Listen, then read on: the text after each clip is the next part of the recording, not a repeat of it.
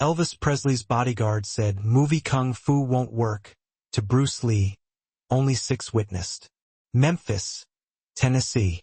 March 1970. Elvis Presley is at Graceland, his legendary mansion, the white column estate that has become one of the most famous houses in America. Elvis is 35 years old, still the king of rock and roll, but he's also deeply interested in martial arts. Has been for years. Elvis started training karate in 1958 while stationed in Germany during Army service. Fell in love with it, the discipline, the philosophy, the physical challenge. When he returned to America, he continued, got serious, earned his black belt in 1960. By 1970, he's a legitimate martial artist, not just a celebrity dabbling. He trains regularly, studies with top instructors, respects the art deeply. Elvis has heard about Bruce Lee, the Chinese actor from The Green Hornet, the martial artist making waves in Hollywood. Elvis has watched the show, been impressed by Bruce's speed, his precision. Word in the martial arts community is that Bruce Lee is the real deal, an actual master who understands combat at a deep level. Elvis wants to meet him, learn from him. He reaches out through Ed Parker, the legendary Kempo karate master. Ed knows everyone in martial arts, teaches many Hollywood celebrities. He's friends with both Elvis and Bruce. Makes the introduction. Bruce, Elvis would like to meet you. Private visit to Graceland. No press. Just 2 martial artists sharing knowledge. Bruce is honored. I would be very honored to meet Elvis and train with him. But there's complexity. Elvis doesn't travel alone. He's surrounded by his Memphis mafia. Friends, employees, bodyguards. Always with him. The head of security is Red West. Red has been with Elvis since high school. One of Elvis's oldest friends. Fiercely loyal, fiercely protective. Very experienced in real protection work. Red West is 6 feet 2 inches, 220. Former football player. Strong, athletic, tough. He's trained in karate, earned his black belt. But his real education came from 15 years protecting the most famous man in the world. Dealing with fans, handling threats, breaking up fights, real street situations, with real danger. Red knows what actual violence looks like. And he's skeptical about movie martial arts. When Ed Parker tells Red that Bruce Lee is coming, Red's response is cautious. Ed, I've seen The Green Hornet. Bruce looks good on camera, but we both know TV fighting is choreographed. Is he actually skilled, or just Hollywood? Ed smiles. Red, Bruce is the real thing. You'll see. Red isn't convinced. March 14, 1970. Saturday afternoon. Bruce Lee arrives at Graceland. Elvis greets him personally. Warm handshake. Genuine smile. Bruce, welcome. I'm honored to have you here. Bruce bows slightly. The honor is mine, Elvis. Subscribe, turn on notifications, like the video, and comment. More true Bruce Lee stories are coming. They spend an hour talking. Living room. Elvis asks about Jeet Kune Do, about Bruce's philosophy. Bruce asks about Elvis's karate background. His teachers. Genuine exchange between 2 people who respect martial arts. Red West stands nearby observing. Watching Bruce carefully. Elvis stands. Bruce, would you like to see my training facility? Maybe we can work out together. Bruce nods. I would enjoy that. Elvis leads him through the mansion, down to the basement where he's built a private gym. Mirrors, heavy bags, training equipment, mats. This is where Elvis trains, where he spent hundreds of hours working on karate. Present in the gym are 6 people. Elvis, Bruce, Red West, 2 other bodyguards, Sonny West and Jerry Schilling, and Elvis's karate instructor. 6 witnesses to what's about to happen. Elvis and Bruce work out together. Bruce demonstrates Wing Chun techniques. Elvis shows karate kata. Both skilled, both serious. Mutual respect. Obvious. Red watches from the side. Arms crossed. Still evaluating. Still skeptical. During a break, Red speaks up. Respectful, but direct. Elvis? Can I say something? Elvis nods. Of course, Red. Red looks at Bruce. Mr. Lee, I've been watching you. You're obviously skilled. Very fast. Very precise. But I have a question. I hope you don't take offense. Bruce gestures openly. Please, ask anything. Red chooses words carefully. I've seen the Green Hornet. Looks impressive on television. But real protection work is different. I've protected Elvis 15 years. Been in real situations. Multiple attackers. Weapons. Chaos. Street fighting with no rules. That's completely different from martial arts demonstrations or TV shows.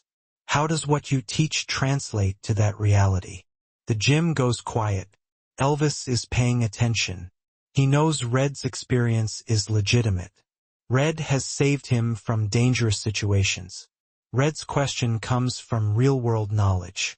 Bruce doesn't seem offended. Expression stays calm. That's a very good question. You're absolutely right that real protection situations are chaotic and dangerous. Would you like me to demonstrate how the principles I teach apply to real situations? Red looks at Elvis. Elvis nods. I'd like to see that too. Red turns back to Bruce. Okay, show me. Bruce gestures to the mat. Would you test me? Use your experience, your size, your strength. I'll demonstrate how I would respond. Red removes his jacket, hands it to Sonny, his arms thick, muscular. The arms of someone who's done physical fighting. He steps onto the mat. Bruce joins him. Size difference notable. Red is 6 feet 2 inches, 220. Bruce is 5 feet 7 inches, 135. Red has 85 pounds and 7 inches on Bruce. Elvis and the others move to the side. All 6 witnesses focused. This is not a demonstration anymore. This is a test. Red looks at Bruce. What are the rules? Bruce shakes his head. No rules needed. Just showing principles. You try to do what you would do in a real protection situation. Use your size, your strength. I'll show you how I respond. Neither of us will hurt the other. Just control. Agreed. Red nods. Agreed. He doesn't take a formal stance. Just stands naturally. This is how he's fought in real situations outside concert halls, hotel lobbies, on the street. No referee, no formal beginning. Just ready. Bruce stands relaxed. Hands at side.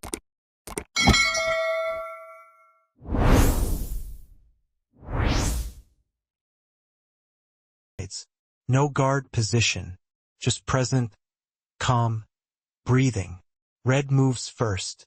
Steps forward. Reaches with his right hand. The way he'd reach to grab someone approaching Elvis.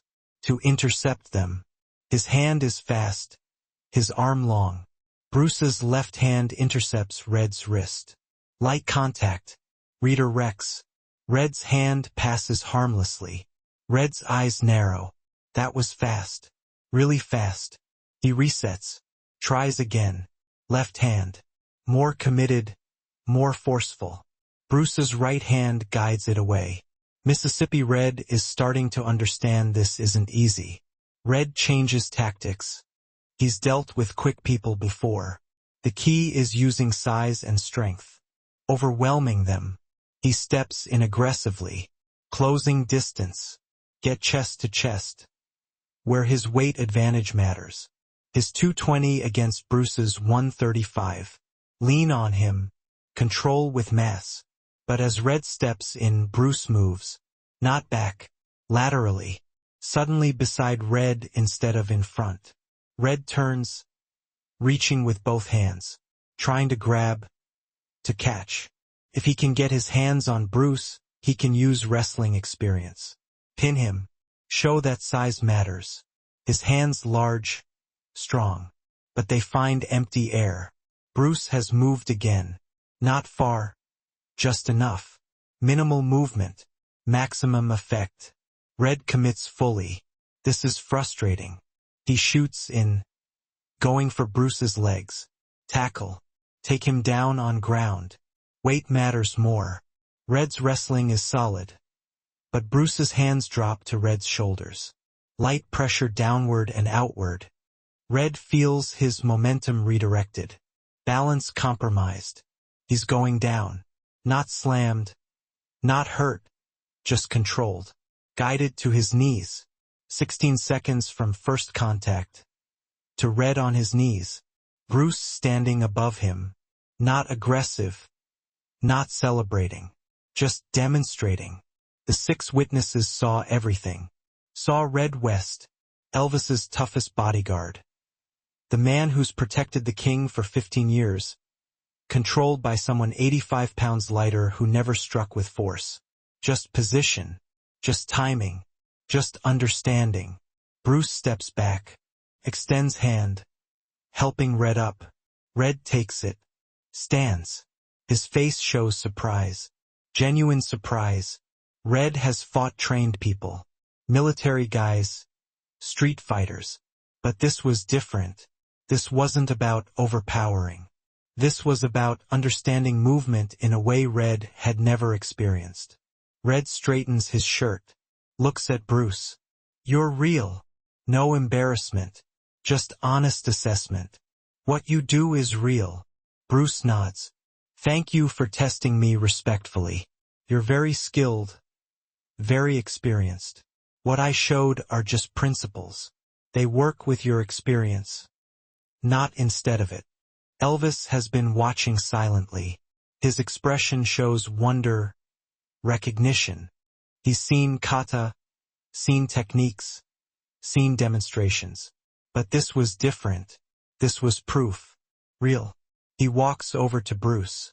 Bruce, would you teach me? Really teach me. Not just techniques. The understanding you have. The principles. Bruce looks at Elvis. I would be honored. But understand. This is not quick. This is changing how you see combat. How you understand movement. Takes years. Are you willing? Elvis doesn't hesitate. Yes. Absolutely. Yes. Red speaks up. Mr. Lee, I apologize for doubting you. I was wrong. Bruce shakes his head.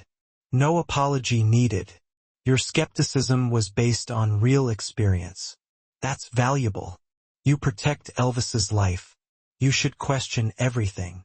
Elvis turns to everyone. Voice serious. Gentlemen, what happened here today is private.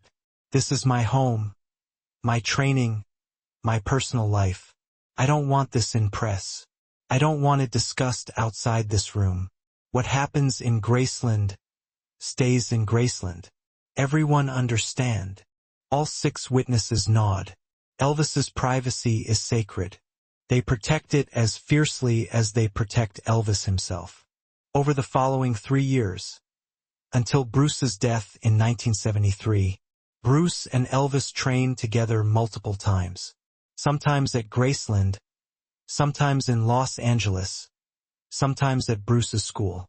They develop genuine friendship. Mutual respect. Elvis absorbs Bruce's philosophy. Bruce learns from Elvis's dedication. Their relationship is documented. People know they trained together. But the origin story, those first 16 seconds in Graceland's basement, that remains private. Red West becomes one of Bruce's biggest supporters. Changes his opinion completely. Tells other bodyguards about Bruce. Creates referrals. Word spreads through Hollywood protection circles. Bruce Lee is legitimate. The real deal. Someone who understands actual combat. Red's endorsement carries weight. But Red never tells the story of how he learned. just says, Bruce showed me something at Graceland, changed my perspective. The 6 witnesses kept their promise for over 50 years. Through countless interviews, through memoirs, through documentaries about Elvis. None of them ever publicly described what happened in that basement gym. Not because of legal contracts, not because of threats, because Elvis asked them not to. And Elvis's word at Graceland was law. You didn't break promises to the king. When Bruce died in 1973, Elvis was devastated. Lost a friend. Lost a teacher. He sent flowers to the funeral. Called Linda Lee personally. In private conversations, he talked about how much Bruce influenced him. But he never shared the story of their first meeting. Never described the demonstration. Privacy mattered to Elvis. Promises mattered. When Elvis died in 1977, the 6 witnesses each carried the memory privately. Red West wrote a book about his time with Elvis, mentioned Bruce briefly, said they trained together. Nothing more. The other witnesses, when asked, confirmed they trained, that Elvis respected Bruce deeply. But details? None. The code of Graceland held. Why did Elvis request silence? Because Graceland was his sanctuary. The one place he could be himself without performance. Without cameras. Without the world watching. What happened there was sacred. Personal. Not for public consumption. He trained with Bruce not as Elvis the star, but as Elvis the martial artist. That distinction mattered. He wanted it private. The 6 witnesses honored that. What really happened in those 16 seconds? Bruce demonstrated to Elvis's most trusted bodyguard that skill and understanding can overcome size and strength. That real martial arts mastery is not about movie choreography. It's about principles that work under pressure, against resistance. Red learned that lesson. Elvis saw it proven.